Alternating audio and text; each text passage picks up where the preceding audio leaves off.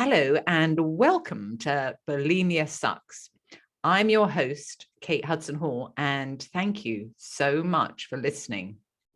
This is a platform for people to share relatable and uplifting and inspiring conversations based on bulimia, anorexia, and then other eating disorders. And episodes include talking with professionals who work with people with an eating disorder, who may have had their own struggles, and also to people who are right now struggling with their eating disorder, sharing their personal stories and their difficult journeys and their steps that they've taken into recovery.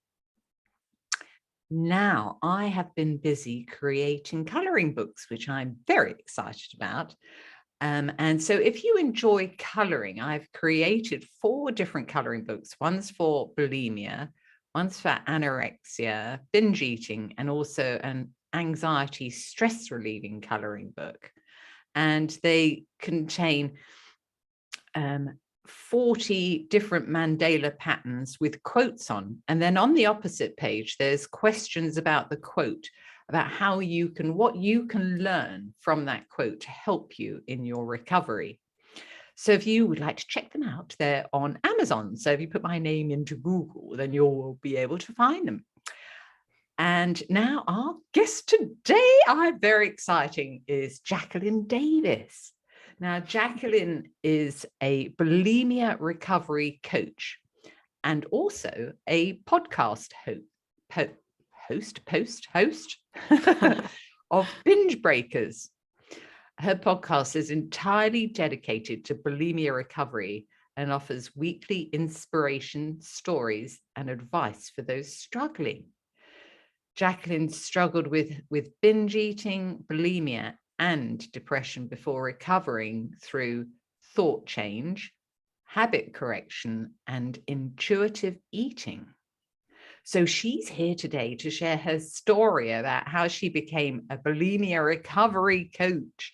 So this is very exciting for us, sharing insights into how she helps her clients also now with their eating disorders journey and what she went through. So welcome, Jacqueline. Thank you so much for joining us. Hi, thank you for having me. And I gotta say, I saw your coloring books the other day in what you sent me. I was like, oh, I gotta see these, gotta check them out. I wanted to make some of my own at some point, but I'm sure that's a process. But I'm just, the act of drawing and coloring can be so relaxing. So it's genius that you created that, and then having quotes and things on the side to help people. I would definitely get one of those. Yeah, thank you. And you know what? They were very therapeutic to make. Oh, I'm sure. Because did you draw them yourself? No. I didn't draw them myself. I kind of designed the whole thing, but I didn't actually draw the mandala. But it's also, the power of coloring. It's, it's a form of mindfulness, isn't it? So it's having the person focusing on what they're doing and their coloring and the colors and having them, not thinking about in their head what is really going on. It's just bringing themselves out of their head and focusing on that coloring. Yeah, I'm sure it's very grounding. I think when people have tons of spinning thoughts, doing something very physical and requires focus like drawing can bring you back down to reality and just be at peace for a little while. Yeah, absolutely. So Jacqueline, should we start with, how you developed your eating disorder and then what happened from there?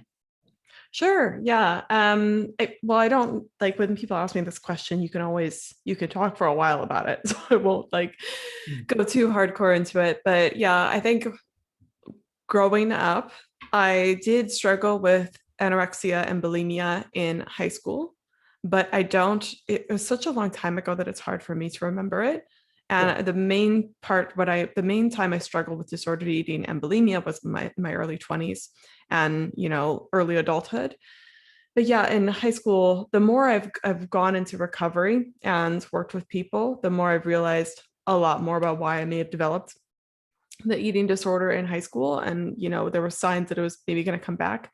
But I had therapy for that. I think it was partly due to just switching schools, being in a completely new environment and just new location. And then I also was thinking last night, because I knew it was going to be this podcast, and I think it was partly because like eating disorders can become your identity. And I was very quiet, very shy. And when I started, doing things like skipping meals at lunch or not eating in front of people, I suddenly got some attention for that. Like people were like, oh, she's the girl that doesn't do that. So I think in high school, that's mainly what it was. And I was concerned about my weight. How did you feel the fact that people recognized it and those labeled you? Maybe? Yeah, there was part of me that wanted help, but there was also part of me that liked the attention and felt like, oh, I'm kind of proud of this. Like, this is something I can do. This is something interesting about me.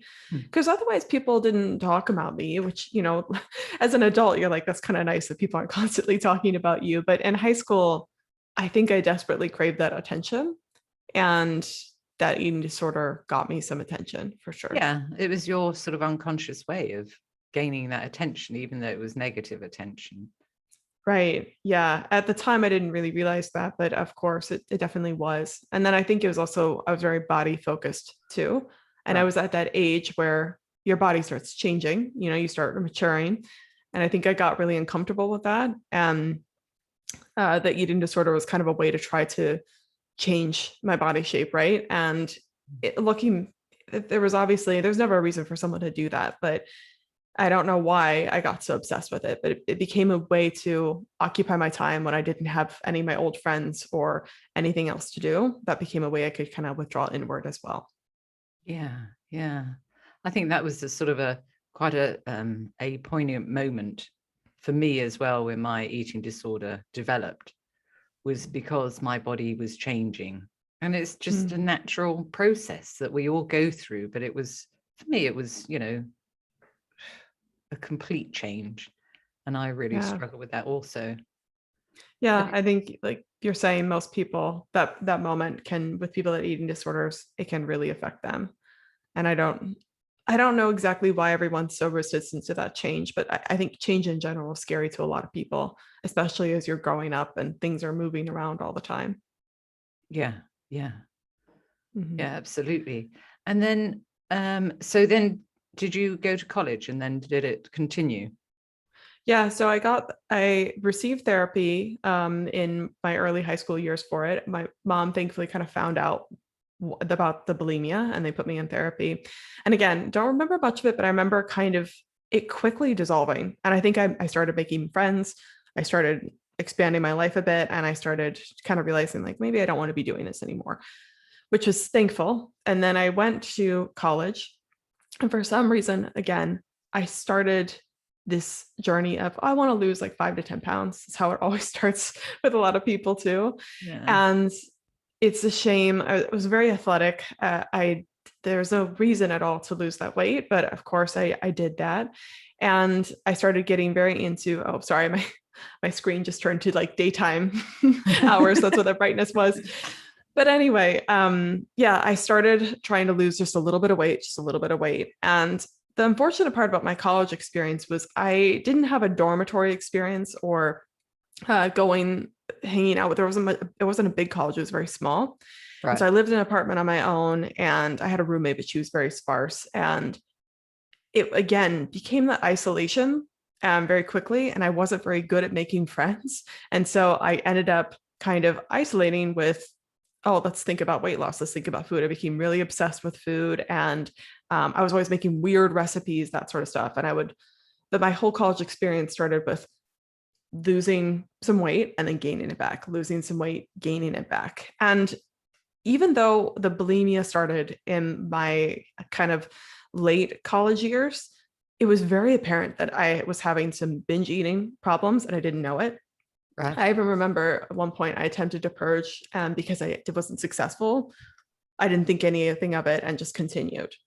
But I think it was interesting looking back. It's like there's so many red flags happening, and because I was alone, because no one was there, right, I think I could just continue and didn't really realize the severity of what was going on. Yeah, it is. It's when you have that time to yourself that you feel that you can just do whatever you want and allow those thoughts to run wild. Yeah, you think, especially when you don't have other people, you can't gauge.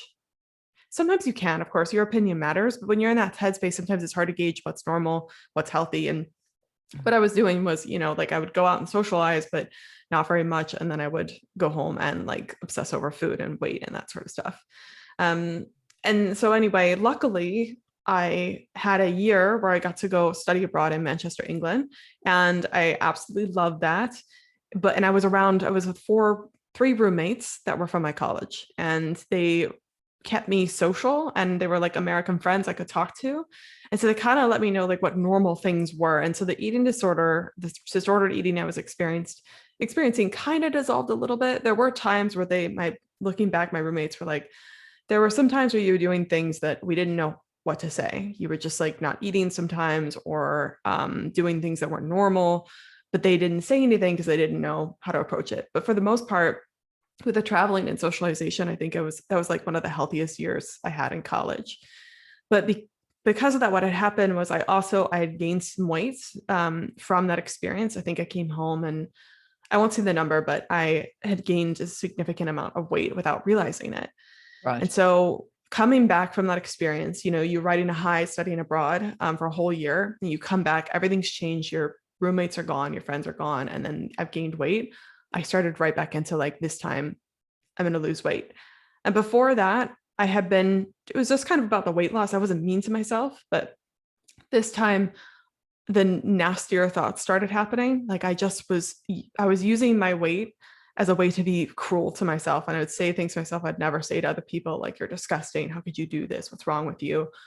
And so I started my journey of like extreme weight loss, and it started as a normal diet weight loss, but then I quickly started lowering my calories, lowering them. And I remember at one point, I stayed back from my Christmas break in my apartment because I knew that I could just isolate myself and not eat during those times. So so you stayed there for Christmas?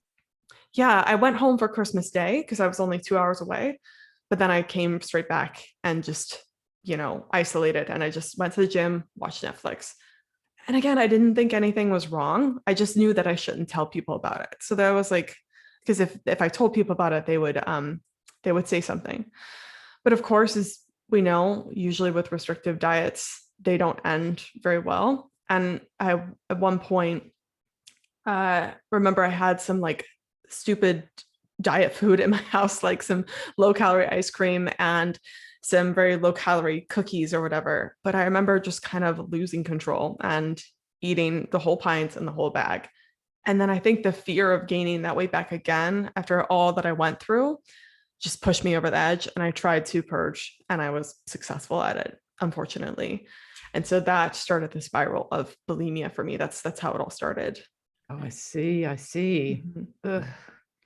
Yeah, it's awful. And did that pattern carry on for a long time? Yeah, it carried on for about 4 years. So during that time when I was still in college, I started like taking breaks from class to go do it. And it's, first started as like, the first time I purged, I was like, I can't do this ever again. This is wrong. Like, we know that this is a problem. We've been here before, like, no way. But then, as you know, you say you're never going to do it again, and then it starts happening. And so a few weeks later, I had also reached my goal weight. So it was no longer that like carrot at the end of the stick that I was chasing after. Yeah. And so I started losing control and like weird things, like a whole bag of pistachios, just like very strange stuff. And then I started taking like skipping class, that sort of stuff. And I was clearly very moody and like very erratic with my mood. But my roommate at the time, even though she was one of the people from England, but she was also going through her own kind of trauma and stuff like that. So she really didn't have the capacity to she knew something was wrong, but she didn't know what to do. And then I moved out to Colorado with my boyfriend who I've been dating for the whole of college. And I was like, okay, I'm moving to Colorado. We can just leave this bulimia behind. It'll be totally fine. Of course, that did not happen. And then it like was, 3 dark years of being in a spiral of binging and purging. And it almost ruined my relationship. It almost really killed me. I don't want to get too much into it, but I was very, very depressed. And the only thing I really look forward to was eating. And I also was struggling financially, partly because of all the food I was buying, but then also, I don't know if you've experienced this, but sometimes when you're binging and purging, that's all you care about. And so it's hard to focus on daily work tasks and that sort of stuff. So I was really suffering with my work experience, and I just didn't know how to cope. So yeah, to answer your question, it lasted for a while. Right. And then what was sort of that pivotal moment that you decided, okay, that enough is enough? Yeah. So surprisingly and hilariously, the whole time I was bulimic, I was still looking at weight loss advice because I had lost weight, but then my weight went right back up. It didn't, like, the binging and purging never really kept my weight at bay. And so the whole time, instead of looking up mental health things, looking up therapy, I was looking up weight loss advice and always trying to look for that thing. Thankfully, I found a podcast. It's that's all about weight loss, but it was by Corinne Crabtree. I don't know if you've heard of her. But anyway, No. the first thing she talked about wasn't like how many calories you should be having or what you should eat. It was about your mental health and how you need to start talking to yourself better. And need to be better to yourself, treat yourself with respect. And she also talked about the reason that you are eating food the way that you are could be because of how badly you're treating yourself and the thoughts in your head. And so that was the first moment I was like, sounds a lot like me, because I was cruel to myself the whole time. It was like cruel to myself to start the bulimia. And then I just hated myself. And like, I thought that I was that way and I could never achieve anything more than bulimia and whatever I was doing at the time. That's how you think, isn't it? You just think, this is me now, but it's not the case. Right. You give up. You think I'm just a functional bulimic, and this is all it's going to amount to. And you kind of just accept that it's going to be a part of your life. So yeah, I was thankful I found her podcast. I started listening to it again for the weight loss, but then for those mental tips she was giving. And finally, she kept talking about coaching. And I was like, I had looked into therapy before, but I couldn't afford it. I probably could have, but my head wasn't prioritizing what was actually important. It probably would have been super beneficial for me to get therapy, clearly. But anyway, I just kept like hearing her talk about coaching. I was like, I'll look up this other podcast she was talking about. It was the Life Coach School. I don't know if you've heard of it, but I started listening to it, and it really started changing my mind on like, what cognitive behavioral therapy is about, right? That your thoughts affect your feelings, and that affects your results in life, right? And your actions. So I was like, oh my God, so it's like what I'm doing here makes so much sense. So I joined their program, which was a really cheap way to get coaching on a weekly basis. And even though they're like 20-minute sessions per week, I joined it not for bulimia also, which is the most ridiculous things. I joined it just to like clean up my relationship, my career, my goals in life, and my headspace. I thought I'd given up on bulimia. I was like, it's just going to be, but maybe they can help me with other things. So over like the course of 6 months, I started developing a much better mindset around myself, stopped treating myself so badly, and started kind of working towards like, how can I be a better partner? How can I be better at my job? That sort of stuff. And it started like really helping me. The binging and purging was going on still, but it was lessening, and the weight loss goals, they were still going on, but it was getting less. And I think that was because I was in so much less mental turmoil. But then eventually, what happened was I finally was like, I'm still doing this binging and purging thing and I hate it, and I should really stop. And so I went to a coaching session, and I asked this poor person, she had never struggled with bulimia. She was not prepared for that question at all. She was like, I told her like, hey, I'm binging and purging. I was so nervous too. I was like pacing on the call, that sort of stuff. And I don't know how to stop it. I think it's just habitual at this point, but I keep on doing it. I don't know why. And she said, have you ever tried pausing? And it was the most like, first of all, when you hear that, you think it's idiotic, right? You're like, of course I've tried to stop.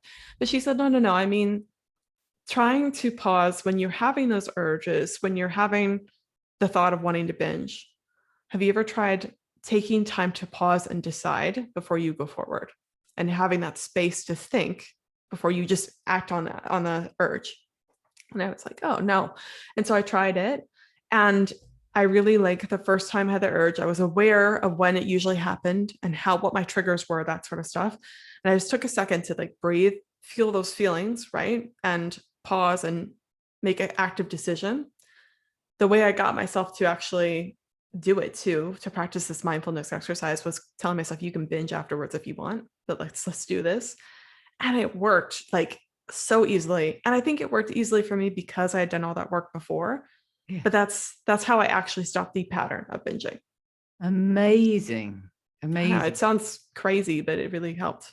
Yeah. Because in my book, Bulimia Sucks, I talk about urge surfing. And that is the Yes. sort of thing. It's turning towards the difficult feelings that you're having. It's taking a step backwards or sideways or wherever you want to go ways, and actually taking a break for a moment and actually turning towards those difficult feelings and allowing yourself to have those feelings, because you can. They are just feelings. They're not going to kill you, those feelings. And they will get stronger and more intense, and then they will begin to subside, and then another feeling will come in, and then that will begin to subside. And you can ride those waves. You can ride those difficult feelings and thoughts. So that's amazing. Thank you. Yeah. I think the urge surfing too, what helped me was also the work I've been doing before, was feeling your feelings, right? And realizing you can't just make feelings go away.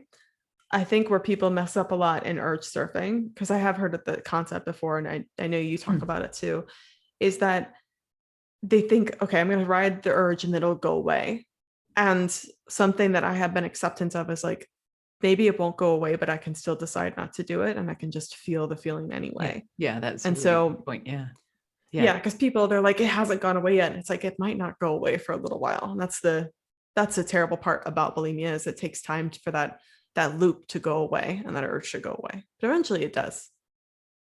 Absolutely. And that's also a really good point, isn't it? It's not an overnight fix. It's something that you need to keep progressing with, and that feeling will slowly begin to subside. Yeah, it's not what you want to hear at first, but it is the truth. Yeah. Gosh. So that's huge, isn't it? That was, it's great that the learnings that you had beforehand, and starting to be aware of, it's these thoughts that are driving the feelings I'm having. Starting to identify what those feelings are, and then having that technique tool to be able to, actually take that moment for yourself and then think to yourself, well, I actually have a choice here. And then you can turn towards it and have those feelings. Yeah. And, stopping binging and purging isn't the only thing that you have to do to recover, obviously, but that was a huge first step. And then after that, I focused on trying to eat normally, whatever that meant to me at the time, and I didn't know I was practicing intuitive eating at the time, but I was trying to just like listen to my hunger signals, satiety signals. And it helped me because I realized like bulimia made me miserable. And even if I was in total acceptance of weight gain at that time, because I thought, I already feel terrible, like anything's better than here. And that really helped me to just go all in on eating normally. And I had the same experience where people like, oh my God, I'm going to just eat donuts all day long. And at first I was eating like a lot more junk food, but then over time that slowly got normal and more balanced, which was such a like thankful thing. I really didn't expect it to, but it got so much better. So that's the other side of my journey as well. Wow. So are you recovered now? Yeah. It's been about 3 years now. And I still sometimes experience like binge urges if I'm really stressed. So if I've been like overworking myself and not like this week, I was, like I told you in my email, very busy, and I was just very tense. And on Wednesday, I was like, it'd be great to go to the grocery store. And I was like, no, you just need sleep. But the urges now, I try to explain to people, they're nowhere near as strong as they used to be. And they're much easier for me to call out because I've seen them before. And they're almost like passing thoughts. They're like kind of a crazy person on the street shouting something at you. And you're like, I'm not going to do that, but thank you. And then you keep on walking. Yeah. Amazing. But it's recognizing those thoughts, isn't it? Oh, hang on. That's that old pattern, that old thought coming in here. Actually, no, thank you. I don't want that. Yeah, it's about, for me, it helps to see it as a separate person, because I think people, once they've Yeah. kind of gone through a period where they feel like they're recovered, but then they still have those thoughts sometimes, they feel bad about them. They feel like, oh, am I not actually recovered? And am I actually further in bulimia than I thought? But I think it's just that habit loop, while it stays for a while, while it can go away, I think it maybe stays remnants, maybe for the rest of your life. I don't know. I think some people, they fully recover and they never have those thoughts again. But I think it's pretty common for, even during times of stress, even 3 years later or 10 years later, you can turn back to those old habits pretty quickly if you're not taking care of yourself. Yeah, I don't get any of those thoughts anymore. Okay, sweet. That's awesome. At all. Never. How long has it been for you? It's been over 20 years. Oh, wow. Much. Okay. But I've been like this for years and years and years and years. I don't get those thoughts. It never sort of flits through my mind, any of those negative thoughts of, oh, yes, you're having such an awful day, or whatever it may be, go and treat yourself, or whatever the negative thought may have been. No, nothing at all. That's amazing. So let's hope. So, let's hope for the future that you don't even have to deal with it. Yeah, absolutely. That they will quieten down and stop completely. Yeah. I always kind of, and so how I look at it is, bulimia is very habitual. And I know that bulimia is not just a habit. Obviously, there's other things going on, like if you're not eating enough, or maybe there's past trauma, that sort of stuff. But when you're just looking at the habit loop of it, when it's just like, I've got this trigger, I've got this reaction that happens. I kind of describe it like a stray cat. Like, eventually, even if you've been feeding the stray cat for a while and you suddenly take the food away, they're not going to go away all of a sudden. They're still going to claw at your door and like be there for a long time. But eventually they'll go away and go find other food. But then they may, because you've been like feeding them for a while, they may like meander back occasionally and like look at you through your door and then leave again. So I think that's kind of that's a great way. Yeah, absolutely. Yeah. A great metaphor to describe it. Yeah.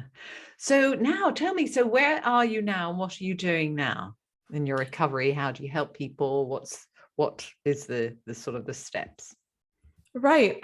So what I do now, I moved away from Colorado. I'm in Miami, Florida now, and I like the heat and everything like that. And I'm doing coaching. So I'm a recovery coach for people with bulimia. Now, people are always kind of curious, like, what is coaching? That's not a therapy, or like, how is that qualified to work with bulimia? So I try to be careful about who I work with. And I help people who are doing pretty well, but they've got still that habit of binging and purging sometimes, and they feel functional mentally. They just need that extra support and help to get them. Usually people I work with are either with a therapist or they've been through treatment already.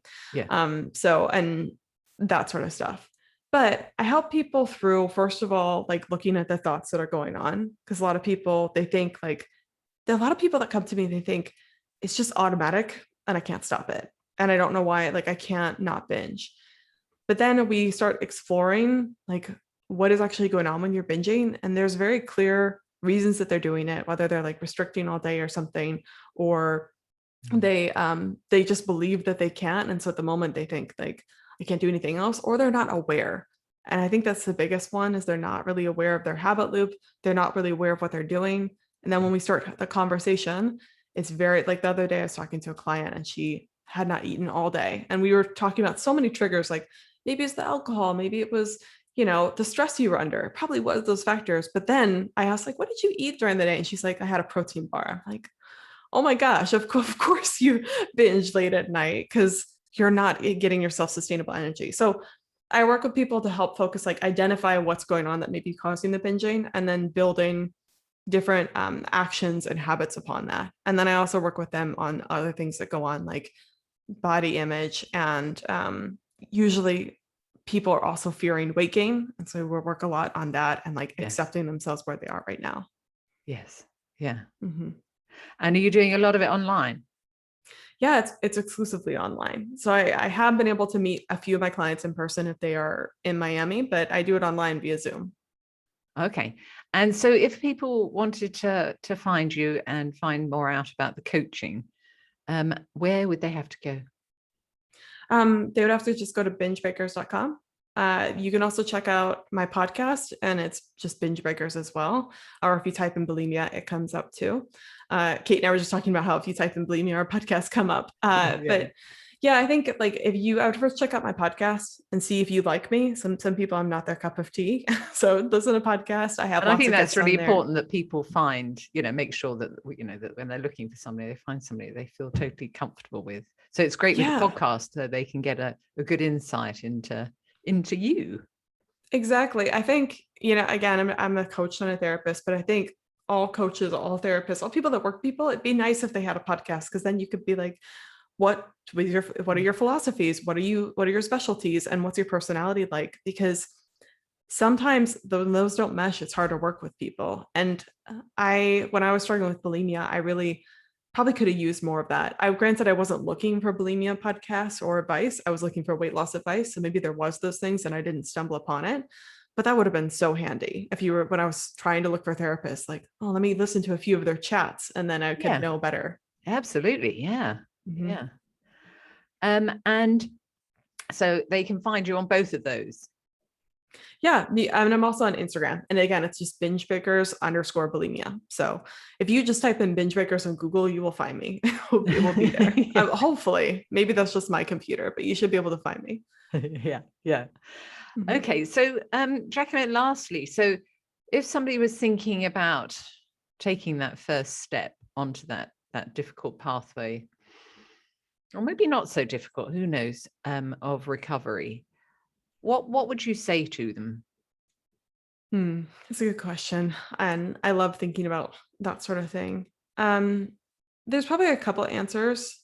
The one thing I'd say first is that you have the capability to recover. And I can say that without even meeting you, because I know that they have a human brain, unless they're a robot listening, and they have the capability to change.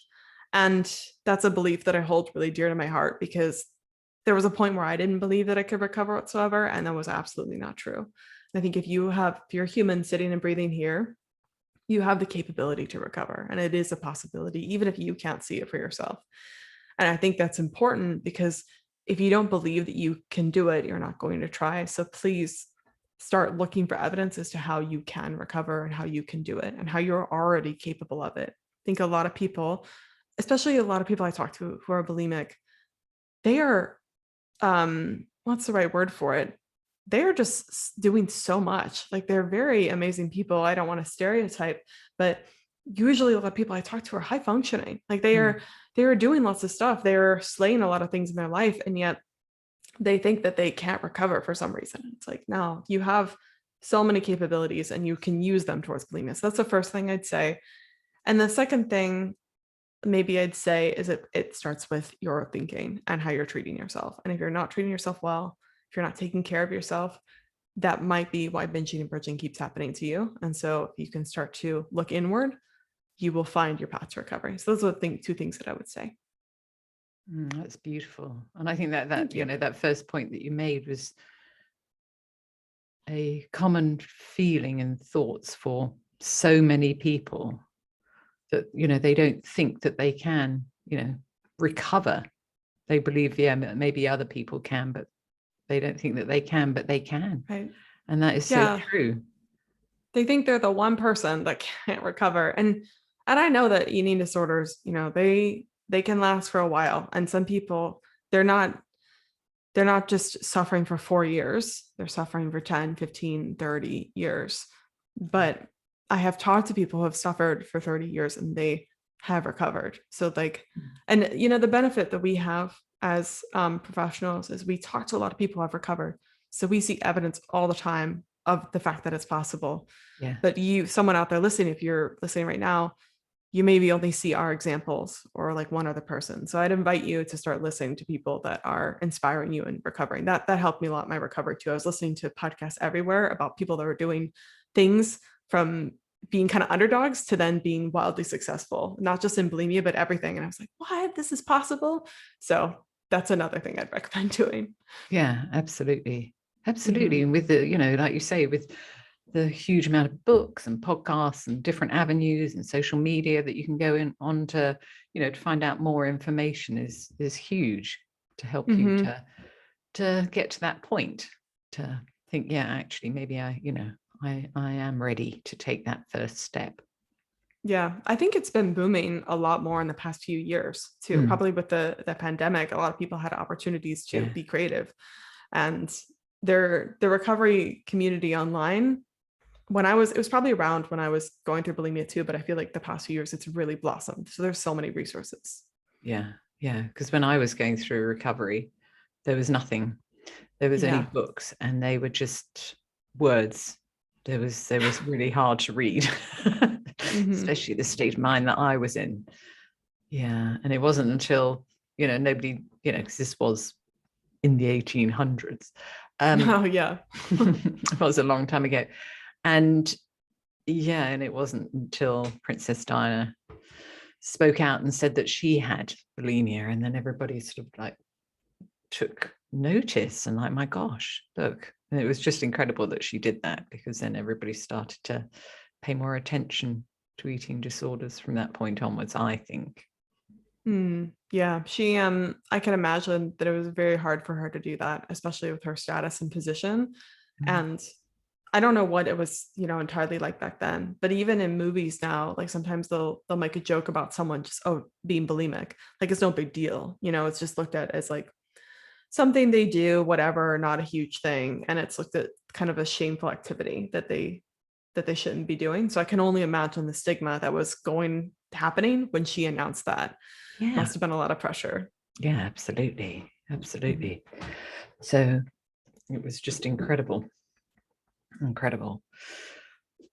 So, well, Jacqueline, thank you so much for joining us. Thank you. It was lovely to be on. I'm very excited for you to come on my podcast. So I'm looking forward to that. Yeah, that would be great. So thank you, Jacqueline. It's been really, I don't know, for your honest and valuable, supportive information that you provided today. It'll be very helpful for so many people. Thank you. I appreciate that. Thank you. So that's all for today's episode of Bulimia Sucks. So thank you to everybody for listening. And before we go, make sure that you subscribe to the podcast on Apple iTunes so you never miss an episode. And then let us know what you think, and leave us a review on Apple Podcasts or wherever you listen to it. Maybe it's on iTunes or Google Podcasts or Buzzsprout, wherever. Anyway, well, thank you for listening, and I look forward to chatting with you in the next episode.